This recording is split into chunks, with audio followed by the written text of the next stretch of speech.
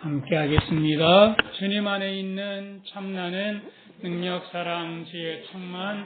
주님 안에 있는 내 삶은 일체 은혜에 감사, 생각에 빠지지 않고 잘 보고 잘 듣습니다.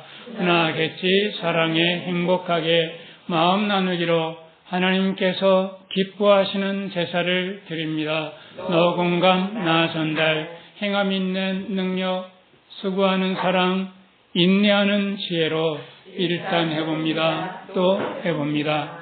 아침에 눈을 뜰 때 밑줄 친 것만, 저녁에 잠잘 때도 밑줄 친 것만 하고 잠을 듭니다. 우리 밑줄 친 것만 한번 같이 읽겠습니다.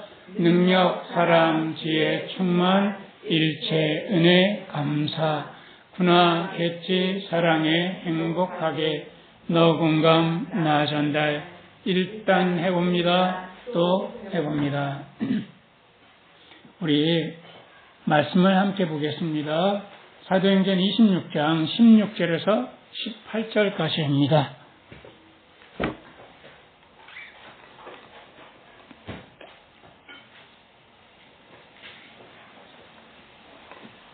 이 말씀은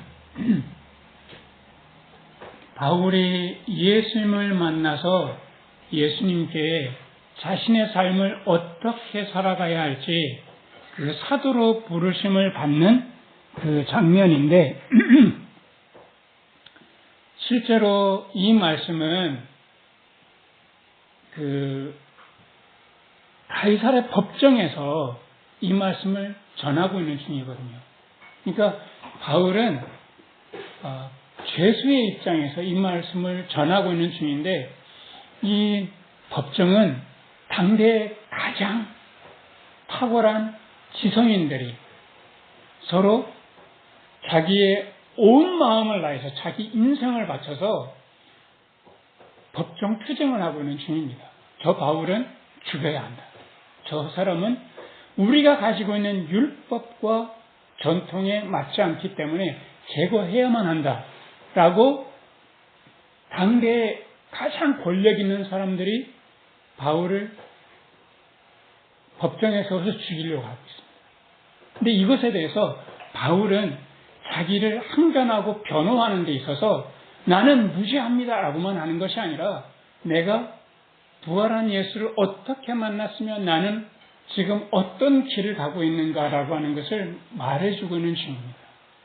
참 바울처럼 이렇게 당당할 수 있을까? 무엇이 바울을 이렇게 당당하게 자기를 변호할 수 있을까라고 생각을 하게 됩니다.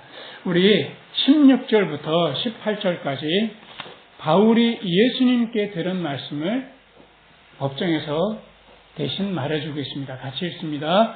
일어나 내 발로 서라. 내가 내게 나타난 것은 곧 내가 나를 본 일과 장차 내가 내게 나타날 일에 너로 사환과 증인을 삼으려 함이니, 내가 너를 사역자, 사환과 증인을 삼으려고 너를 부르고 만났다라고 하시면서 어떤 말씀을 전할 것인가 라고 하는 것을 17절, 18절에 말씀하십니다. 이스라엘과 이방인들에게서 내가 너를 구원하여 저희에게 보내어 그 눈을 뜨게 하여 어두움에서 빛으로 사단의 권세에서 하나님께로 돌아가게 하고 죄사함과 나를 믿어 거룩게 된 무리 가운데서 기업을 얻게 하리라 하더이다. 내가 너를 보낼 때에 18절의 이 내용을 전해라 라고 하는데, 이 18절의 내용은 단 한마디로 하자면 구원입니다. 구원을 어떻게 얻는가? 구원 얻는 과정과 구원 얻는 그 결말이 무엇인가를 지금 말씀하고 있는 중인데, 보시면 구원은 18절 처음에 뭐 하는 것부터 시작하는 겁니까? 눈을 뜨는 것부터 시작한다는 것. 그게 구원의 시작입니다. 그런데 이것을 누가 이야기를 듣고 있는 중인가 하면 당시에 대제사장들과 바리새인들, 선해드린 사람들이 예루살렘에서 대거 한두 사람이 온 것이 아니고요.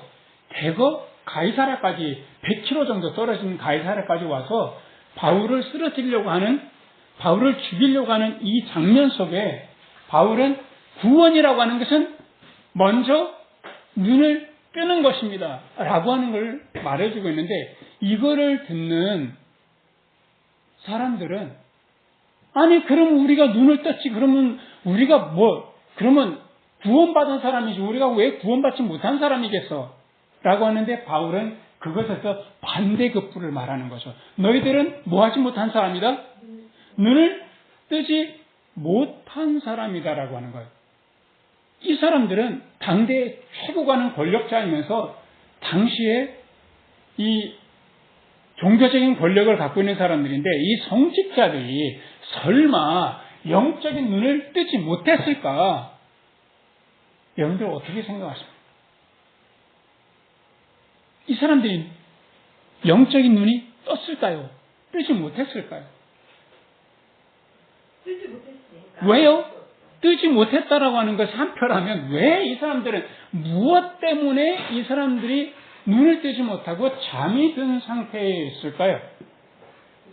율법에. 그렇죠. 율법이라고 하는 것이 그 사람들에게는 아주 단단한 잠이 들게 한 그런 것이었기 때문에 이 율법, 나의 생각, 타성에 젖는 것, 이것이 얼마나 사람을 잠들게 하는지 몰라요. 그런데 타성에 젖는다라고 할 때 타가 뭡니까?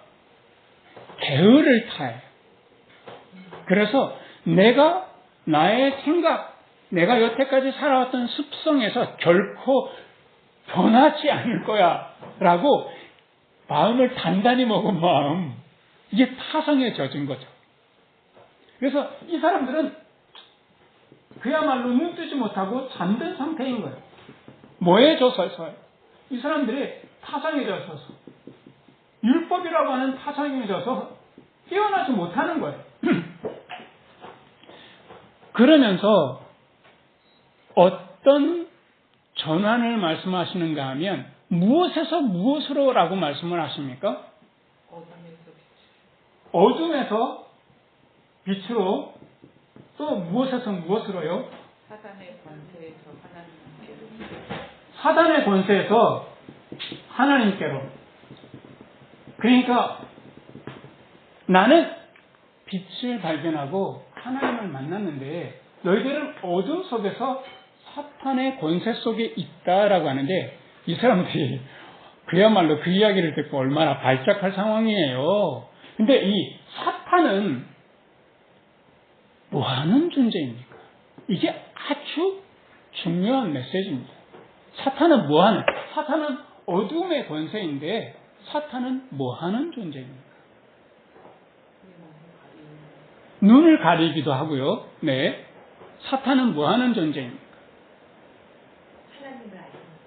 하나님을 알지 못하도록 하는 존재이기도 하고요. 근데 사탄은 그 말 그대로로 하자면 속이는 자입니다. 이거 아주 우리가 꼭 마음에 기억해야 돼요. 속이는 자. 사탄이 예수님께 와서 시험을 하잖아요. 이 세 가지 시험은 그야말로 오고 오는 모든 세대가 이 사탄의 속이는 말에 넘어지는 내용인 거예요. 너 성공해야 되잖아. 그렇게 어리버리 살아서 되겠냐? 성공이라는 것은 뭔가 하면 남보다 더 권력을 많이 갖고 돈도 더 많이 갖고 남보다 더 학력도 높아야 되고 하는 이런 것이 성공이야. 너 성공해야 되잖아. 예수님을 헐몬산 꼭대기에 세워놓고 아래 쫙 보여주면서 너 성공하고 싶지?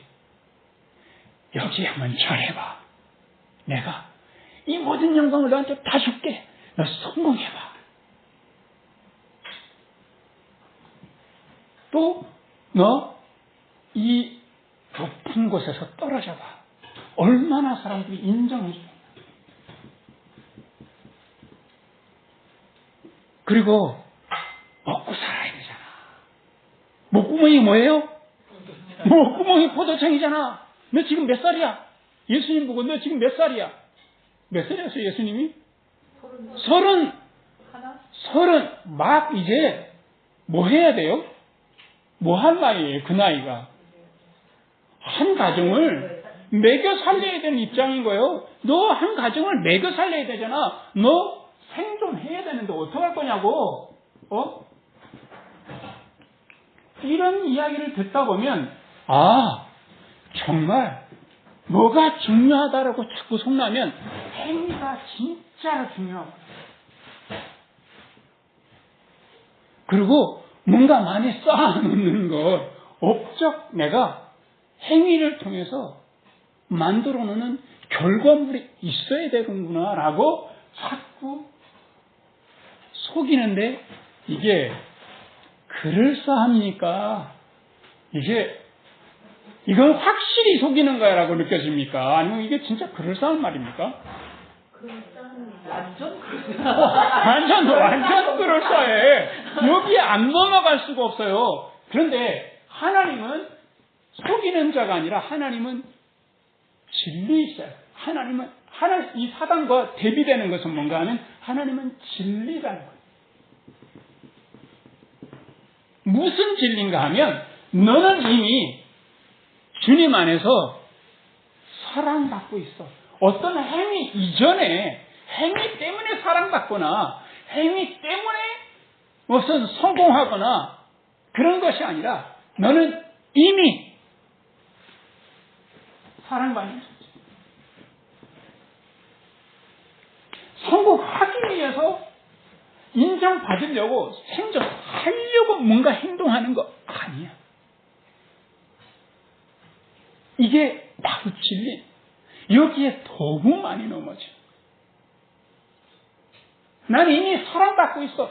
사랑받는 게 너무 감사하고 너무 행복해서, 나 먹는 건 하나님께서 책임져 주시고 하나님 나를 이미 인정해 주시고, 나는 이미 주님 안에서 성공한 사람이, 주님의 그 인정, 주님의 사랑을 이렇게 받았으니까 나 이미 주님 안에서 인정받고 난 너무 충분해. 내가 행위를 하는 것은 성공하기 위해서, 인정받기 위해서, 막 살아남기 위해서 행위를 하는 것이 아니라 내가 너무나 주님 안에서 사랑을 받고 있기 때문에 나는 그래서 행위하는 거야. 이것이 정말 하나님의 진리가 아는 사람인 거야. 이게 엄청난 차이가 나요. 이게 우리한테도 굉장한 메시지인 거예요. 그래서 이 전환이 우리 안에서 일어나야 된다는 거죠. 나는 세상이 나보고 인정해주지 않아도 괜찮아. 나는 세상이 나한테 성공했다고 칭찬해주지 않아도 괜찮아. 내가 살아가는 거 어떻게 살할까, 뭐 먹고 살까 걱정하지 않겠어. 주님께서 이미 다 책임져 주시고 이미 나를 넉넉한 품으로 사랑해 주시는 걸로 너무 충분해. 그렇기 때문에 나는 그 다음에 너무 충분해서 그 다음에 행함이 나오고 행위가 나오는 것이, 이것이 하나님을 제대로 아는 사람. 그런데 이 사단의 어두움에 빠져있는 이 대제사장과 거기에 참여하고 있는 사내들인 사람들, 권력을 갖고 있는데 나의 이 성공을 예수가 흔들어, 나의 이 인정받는 것, 이거를 바울이 흔들어 안 되지 해서 죽이고 싶은 거예요. 나의 생존, 결국에는 이 법정 싸움 가면, 법정 싸움에 저 사람이 나를 뭐 이상하게 나를 엄해를 했니, 뭐 어쩌니, 아무래도 법정 싸움은 무슨 싸움입니까? 마지막 싸움은 무슨 싸움일까요? 왜 법에 가가지고 싸울까요? 내가 오라. 그거보다 더 깊은 게 있어요. 맨 마지막에 내가 오라, 네가 오라, 이게 막 그러고 싸우는데 맨 마지막에는 무슨 싸움이게요? 밥그릇 싸움. 밥그릇 싸움. 지금 여기 이 사람들이 왜 예루살렘에서 그렇게 총동원해서 총력을 기울여서 가이사라까지 100km까지 떨어졌는데 그 수십 명이 와서 왜 바울을 잡으려고 하냐면 바울이 만약에 성공하게 되면 자기네들이 밥그릇이 날아가거든요. 생존의 위협을 받거든요. 그러니까 자꾸 이 사단의 속임에 넘어갈 수밖에 없어요. 저놈을 죽여야 돼. 그렇지 않으면 너 어떻게 살 거야? 너 도대체 뭐 먹고 살 건데 나이가 80이 되면 먹고 살 거 있어? 라는 말에 자꾸 넘어지는 거야. 우리 마음이. 거기에 넘어지는 것은 사단의 속임에 넘어가는 거고요. 아니야. 우리 주님께서 책임지셔. 나 이미 사랑받고 있고 사랑받는 걸 하나님께서 증명해 주시겠지. 나 너무 사랑받기 때문에 하다 보면 또 주님께서 돈도 주시고 먹고 살게 하시겠지. 이렇게 당당하게 좀 사는 것이 하나님의 자녀된 모습인 거예요. 사단은 또 속이는 자만 아니라 뭐 하는 자인가 하면 고발하는 자예요. 아주 기억해 주시면 좋겠습니다.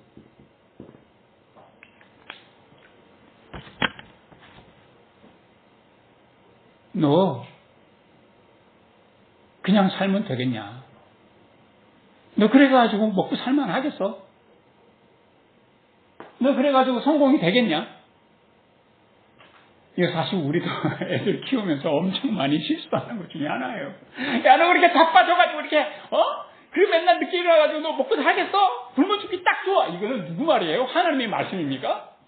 여기, 다 사탄이 시키는 말인 거예요. 이게 어렸을 때부터 그렇게 사탄에 고발하는 거를 부모가 그대로 하니까 아이들도 그 말에 평생 걸려서 뭔가 내가 좀 쉬어야 될 것 같아. 쉬고 있으면 속에서 자꾸 마음이 말이 막 올라와. 야, 그렇게 자빠져가지고 이렇게 너 먹여 살리겠냐? 너 똑바로 안 해? 빨리 안 해? 예, 쉬지도 못해요. 요즘 애들 불쌍해. 컴퓨터를 하면서 게임을 하는데도 이게 불안해서 죽을 지경인 거예요. 그래서 컴퓨터를 하면서 애들이 우울증에 걸린 애들이 참 많아요. 이번 주에 한 애가 너무 불쌍하게 이렇게 막 완전히 컴퓨터에 빠지고 컴퓨터에서 요즘에는 SNS로 사랑을 하더만요. 부산에 있는 애를 사랑했어. 근데 얘가 부산에 있는 애가 나 우울에 빠져가지고 컴퓨터 하다가 나 죽을 것 같아가지고 나는 자살할래. 그러니까 얘도 덩달아서 자기 자살한다고. 그러니까 부모가 어렸을 때부터 이렇게 사탄의 말에 휩쓸려서 아이를 계속해서 고발하니까 아이는 자기 속에서 이 고발하는 목소리가 자꾸 나오는 거예요. 나 이래가지고 살겠냐. 나 이래서 살 바에 차라리 빨리 죽는 게 낫겠다라고 생각이 드는 거죠. 애들은. 근데 나중에 이번 생은 뭐 했어? 이번 생은 망했으니까 하니까 아이들 다 우울증에 빠져 있는 거야. 어떻게 할 수가 없어. 돈 모으는 것도 의미가 없어. 그냥 아르바이트해서 몽땅 다 쓰고 마셔. 그 안에서 고발하는 소리가 있거든. 너 그래가지고 살겠어? 라는 그 말 사탄의 음성이거든. 이럴 때 참 마음이 어두워요. 예수 믿는 사람들은 아주 이게 은밀하게 어떻게 고발하냐면, 야, 너 그래가지고 예수 믿는 사람이라 하겠어? 이 말을 딱 들었는데, 만약에 마음이 환히 밝아온다. 나 그러면 안 되지. 할렐루야, 나 그러면 안 돼. 이거는 하나님 음성이에요?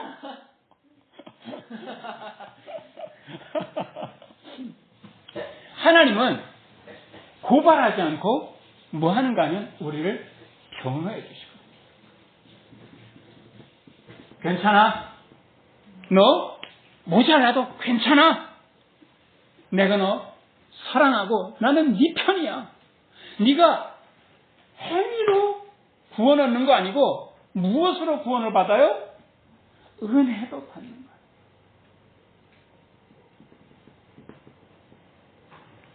자꾸 행위로 가는 것은 사탄의 음성인 거야. 그래가지고 살겠냐? 그래가지고 예수 믿는 사람은 다른 거냐? 그래가지고 나이를 제대로 먹은 거라고 할 수 있겠냐? 이런 거 전부 다.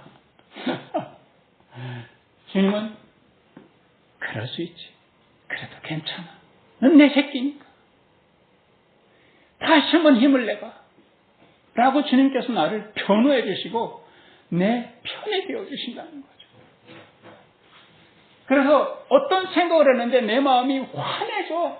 그러면 하나님 음성인 거예요. 어떤 생각을 했는데 마음이 너무 미칠 것 같이 어두워져요. 그건 사단의 음성인 거예요. 근데 주님을 믿는 사람은, 구원하는 사람은 어둠에서 빛으로, 사단에서 하나님께로 돌아선 자인 거죠. 전환한 사람인 거예요. 그리고 마지막에 보면 그 결과가 무엇인가 하면 두 개가 나와요. 무엇과 무엇입니까? 한번 두 단어를 한번 찾아보실래요? 죄사함을 먼저 얻는다는 거죠. 죄사함. 그 다음에 또 무엇을 얻습니까? 거룩함 아니고요. 기업을 얻는다. 거룩함과 이 죄사함과 기업을 얻는다라고 하는데, 그 사단에 끌려 들어가면 죄사함이 아니라 죄에 걸려들게 돼 있어요. 근데 죄의 삭은 뭐고요? 사망이라고 했잖아요. 그래서 이 사망이라고 하는 것은 나도 모르게 죽을 것 같아 라는 말을 계속해서 반복하는 거예요. 뭐 해서 죽을 것 같아요? 맞아요. 지난 여름에 더워서 죽을 것 같아. 또 뭐 해서 죽을 것 같아서? 힘들어서 죽을 것 같아요. 비가 안 와서 죽을 것 같고요. 그리고 또 이제는 비가 너무 와서 죽을 것 같고요. 죽을 것 같아. 이게 이미 사탄한테 걸려드는 거예요. 여름은 마땅히 뭐 해야 돼요? 더워야 돼. 더워서 감사하지 뭐. 또 피할 에어컨이 있으니까 감사하고. 이렇게 주님 안에서 볼 줄 아는 거예요. 그러니까 이 죄라고 하는 것은요, 반절이거든요. 주님과 딱 끊어진 것을 말하는 거예요. 죄는 어떤 행위만을 말하는 것이 아니라 더 넓게, 더 깊게 보자면 주님과 딱 끊어진 상태입니다. 끊어진 상태니까 죽을 수밖에 없죠. 주님과 연결되어 있지 않기 때문에 죽을 것 같다는 말을 자꾸 할 수밖에 없어요. 바빠 죽겠다, 힘들어 죽겠다, 아파 죽겠다. 이런 말을 자꾸 할 수밖에 없어요. 그런데 죄 사함이라고 하는 건 뭐냐 하면 이것은 주님 안에서 화해, 주님과 하나 된 그런 연합을 말하는 거예요. 그래서 주님 안에서 바라보는 거예요. 바빠서 주님께서 나를 바쁘게 해서 참 감사해요. 아파서 정말 이 팔이 아프니까 온 천지가 제 눈에 뭐만 보이냐면 잡초만 보여요. 못 뽑겠어요. 팔이 아프니까 뽑지 못하고 어쩔 수 없다. 근데 어느 날 팔이 아파 죽겠네. 맨날 죽겠네. 이렇게 촬영하다가 아침에 일어날 때 이게 능력사랑 지혜 충만 일체은혜 감사 이래요. 뭔 감사야. 이러다가 갑자기 머리를 땡 치는 게, 야, 네 몸에 관절이 몇 개나 있는데 다 아파 너? 아파 죽을 것 같아? 하나만 아프잖아, 관절이. 이 관절이 얼마나 많은데 너 살만한데도 아주 죽을 것 같다고 하는 거는 너 나하고 딱 끊어진 상태야. 하나님께서 깨달음을 주시네. 갑자기 아파서 감사한 거예요. 요거 아픈 것만 해도 얼마나 감사해. 그리고 잡초 내버려둬도 별일이 없어요. 그냥 보기 싫을 뿐이지. 그래서 주님 안에서 바라보는 마음, 주님과 하나 되어서 이 세상을 살아가는 것, 주님과 화평한 마음으로 살아가는 그 상태, 이게 죄사함 받은 모습인 거예요. 기업이라는 게 뭐겠습니까? 기업이라고 하는 것은 하나님께서 우리들에게 구원받은 자들에게 주신 하나님 나라예요. 하나님 나라를 내가 기업을 받고 오늘 이 순간 잘 누리고 살아가는 것. 이것이 구원의 결과인 거예요. 그런데 이것을 가능케 하는 것은 뭐냐 이거예요. 이것을 가능케 하는 것을 보면 18절에 보면 죄사함과 기업을 얻게 하리라 라고 하는데 그 다음에 중간에 나를 뭐 해서 나를 믿어서 이거를 가능케 하는 거예요. 그러니까 잠든 곳에서 눈을 뜨고 어둠과 사탄에서 빛과 하나님께로 전환하고 결과적으로 이 죄 사망에 빠질 수밖에 없는 것을 죄사함과 하나님 나라를 기업으로 유업으로 받는 것, 이거는 하나로 가능해요. 그게 뭐냐? 무엇으로 가능해요? 믿음으로 가능해요. 근데 이거 믿음하면 내가 이제부터 믿기로 작정하겠어, 이런 믿음 아니에요. 이런 믿음 아니에요. 여기 보면 나를 믿는 믿음이라고 되어 있는데 이거는 의역입니다. 이거 굉장히 명확하게 성경에는 원어는 이렇게 되어 있어요. 나를 향한 믿음이라고 되어 있어요. 나를 믿어서가 아니라 나를 향한 믿음. 그러면요, 이 구원 얻는 자는 주님을 향할 때, 방향성을 내가 잡을 때, 주님을 향한 방향성을 명확하게 잡을 때, 이것이 구원의 삶이라고 합니다. 그러면 구원받지 못한 삶은 어떤 삶이냐는 거예요. 누구를 향해 있을까요? 저마다 다 이 믿음과 아주 비슷한 신념이 있어요. 이 신념은 무엇을 향한 신념일까요? 자기를 바라보는 거예요. 자기. 나 잘 살아야 되는데 나 힘들어 죽겠어. 다 자기만 바라보고 있어요. 나 어떻게 살아? 자기한테 말을 하고 자기를 괴롭히고 나를 막 행복하게 만들고 다 집중되어 있는 방향성이 나한테 집중되어 있는 거예요. 행복하잖아요. 그러면 정말 행복하잖아요.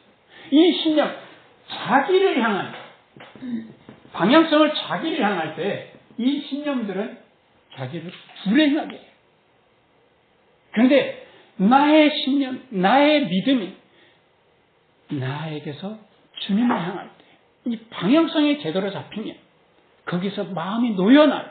주님께서 한 걸음씩 나와 함께 손을 잡고 가시니까 내 삶을 살 수밖에 없고 나는 천국을 살 수밖에 없어 라고 되는 거죠. 여기서요, 구원이라고 하는 것은 제가 두 가지 말씀을 지금 드리고 있는 중입니다. 하나는 존재 자체, 그런 변화를 말합니다. 사람의 신분이 변화라는 거예요. 영원히 변화되잖아요. 내가 구원받는다라고, 구원받았다라고 하는 것은 변화되지 않아요. 이런 구원이 있어요. 또 하나 더 있어요. 삶의 변화를 의미하기도 해요. 이 16절 말씀을 한번 보겠습니다. 다시. 일어나 내 발로 서라. 내가 내게 나타난 것은 라고 하면서 그 다음에 곧 다음에 같이 읽어보겠습니다. 내가 너를 본 일과 네가 나를 본 일과 장차 내가 내게 나타난 일에 너로 사환과 증인을 삼으려 하느니. 이게 좀 어려워요. 두 가지에 대해서 사환과 증인을 삼으려고 한다고 하는데 첫 번째는 무슨 일입니까? 네가 나를 본 일. 바울이 예수님을 만나서 그의 존재 자체가 완전히 변화됐잖아요. 신분이 변화된, 구원받은 신분이 변화된 것을 첫 번째라고 한다면 주님을 만나서 신분이 변화됐고, 자, 두 번째 보자고요. 장차 내가 너에게 나타나니. 도대체 이게 뭘까요? 장차 내가 너에게 나타나니. 이것은 이렇게 봐보십시다. 구원받지 못한 옛사람의 모습. 이 여전히 있다는 거죠. 바울 안에. 그리고 동시에 새 사람이 있다는 거예요. 주님께서 바울과 동행하면서 끊임없이 옛사람을 변화해서 새 사람답게 살아가도록 그의 삶이 주님과 동행하면서 차츰 변화되어가는 그 모든 삶의 여정, 이것이 구원받은 이후에 구원에 이르는, 구원을 받아서 구원받은 자이기 때문에 구원에 이르는 여정에 가는 거예요. 이해가 되시죠? 구원받은 자이기 때문에 그래서 온전한 주님과 더불어 구원받는 자리까지 그 여정이 또 남아있는 거예요. 그래서 우리가 끊임없이 나는 잠들어 있는가? 나는 생각과 타성에 젖어서 잠들어 있는가? 나는 눈을 뜨고 주님께서 하시는 그 일을 내가 바라보고 있는가? 혹시 어둠과 사탄의 그 속임에 그 고발에 내가 자꾸 내 마음을 어둡게 쓰고 있는 거 아닌가? 내가 빛 되신 하나님 안에서 진리로 주님의 그 변호를 받으면서 나는 사랑하면서 내가 살아가고 있는가? 나는 얼마나 주님 안에서 화합된 모습으로 하나님 나라를 잘 누리고 살아가고 있는가? 날마다 점검하라는 거죠. 그래서 구원에 받은 자이기 때문에 구원에 이르는 자리까지 가야 된다는 거죠. 그래서 우리 날마다 주님 안에서 뭐하고 눈을 뜨고 사탄의 무슨 말에 넘어가지 말고 무슨 말? 속이는 말, 뭐하는 말? 고발하는 말. 제발 거기에 넘어가지 말고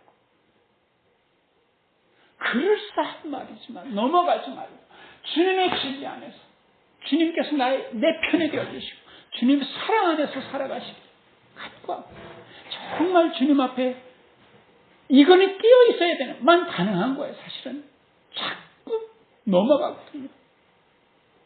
그래서 어둠의 사탄에서 늘 빛 되신 하나님 안에 살아가기를 우리 주님 안에서 작정하자. 우리 할 수 있어요. 구원받은 자이기 때문에. 그리고 늘 주님 안에서 단절된 모습이 아니라 어떤 상황 속에서도 나의 삶의 방향을 주님을 향해서 가지게 될 때 주님께서 주시는 주님과 하나 되는 그 축복, 하나님 나라의 그 아름다움을 내가 누릴 수 있는 축복을 주님께서 주신다는 거죠. 이렇게 살아가시길 주님의 이름으로 축원합니다. 그래서 이 말씀 우리 마음에 새기면서 다시 한번 읽어보십시다. 18절 이제 이해가 되실 거예요. 천천히 읽어보겠습니다. 구원이란 그 눈을 뜨게 하여 어둠에서 빛으로 사단의 권세에서 하나님께로 돌아가게 하고 죄사함과 나를 믿어 거룩게 된 무리 가운데서 기업을 얻게 하리라 하더이다. 이런 축복이 우리와 함께 계시기를 주님의 이름으로 축원합니다. 우리 같이 기도하겠습니다. 은혜로우신 하나님 감사하고 감사합니다. 우리가 무엇이길래 이런 축복들을 우리에게 허락해 주시고 우리가 무엇이길래 이렇게 하나님의 백성 삼아주시는지요.